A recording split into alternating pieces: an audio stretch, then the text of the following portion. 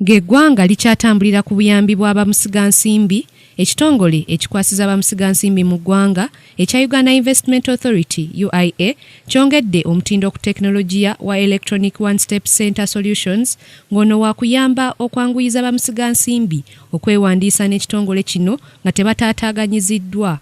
Tekinologiya ono teyeetaagisa musigga nsimbi kwetuukira mu ggwanga kuwandiisa kampuni gy'ayagala kutandikawo wabula agenda okutuuka mu ggwanga nga kampuni ye yatandika dda okukola. Okusinziira ku ssentebe w'olukiiko olufuzi mu kitongole kino Engineer Tobias Karekaho, tekinologiya ono wakukendeeza bamusigga nsimbi abafere ng'omuntu okwewandiisa n'akakasibwa nga musigga nsimbi ayita mu mitendera mingi nga watuukira ku gusembayo aba takyasobola kwebuzaabuza. If anything, it enhances your ability to discern between fake and real.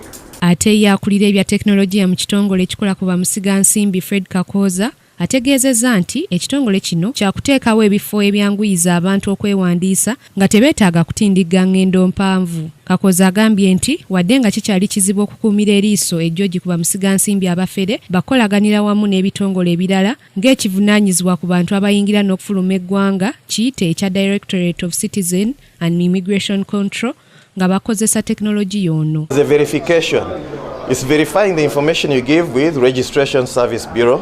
It's verifying with National Identification Regulatory Registration Authority. It's verifying it with URA. So you can't really fool all the systems because now all the systems are going to be talking together and verifying the information.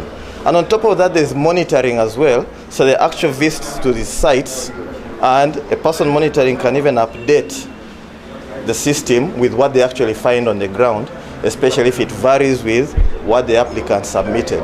Grace Nantale kakooza, KTV amalindirire.